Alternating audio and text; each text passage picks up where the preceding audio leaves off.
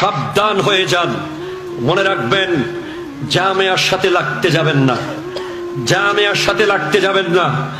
জামিয়া এটা কোন ব্যক্তির বানানো নয়, এটা নবীর আওলাদের বানানো। ঠিক কিনা কথা বলেন? এটা কোন ব্যক্তি টাকা দিলেও চলবে, টাকা না দিলেও চলবে, কেউ পড়ালেও চলবে, কেউ না পড়ালেও চলবে, কেউ পড়লেও চলবে, কেউ না পড়লেও চলবে।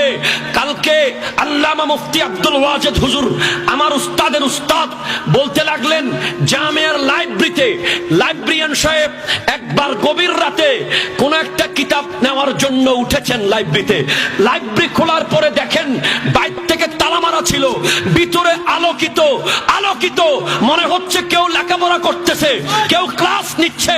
তো হুজুর কিবলাকে জিজ্ঞেস করা হলো, হুজুর লাইব্রেরি মে, আর রাত্রেবেলা লাইব্রেরির মধ্যে আলো দেখতে পেয়েছি, লাइब्रेरी में किसी ने दरस दे रहा था और किसी दरस ले रहा था।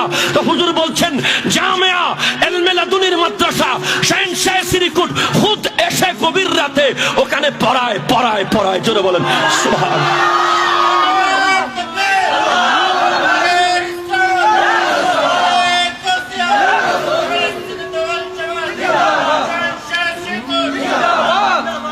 হাজার হাজার জিন্দাও ওখানে পড়ায়, পড়ে হাজার হাজার জিন্দা ওখানে মুরিদ হয়।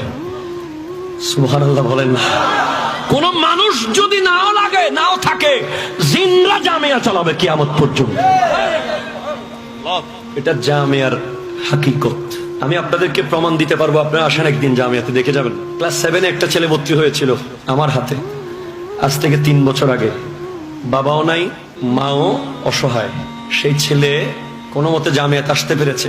এরপরে তাকে আমরা সবাই মিলে সহযোগিতা করে সামনে নিয়েছি।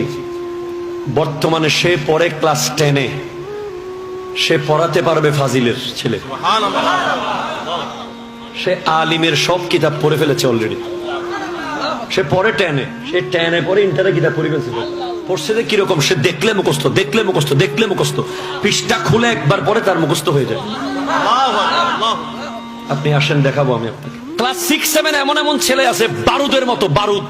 বিশ্বাস করেন, এগুলো কোন শিক্ষক পড়িয়ে এরকম বানানো সম্ভব নয়, এগুলো অলৌকিক ভাবে হচ্ছে। নামাজ নিয়ে কথা বলতে বললে আধা ঘন্টা কোরআন হাদিস দিয়ে বলতে পারবে চোখ বন্ধ করে। এমন এমন ছেলে মাঝে মধ্যে চোখে পড়তেছে, মনে হচ্ছে যেন স্পেশাল খোদাই পাওয়ারে। কারণ শহনशाह সিরিকুট যখন জামিয়া বানাচ্ছিলেন, তখন তৎকালীন আঞ্জুমান ক্যাবিনেটরা বলেছিলেন এত বড় মাদ্রাসা বানানোর জন্য ইতনা বড় মাদ্রাসা কে লিয়ে ইতনা রুপিয়া কাহা সে আয়েগা।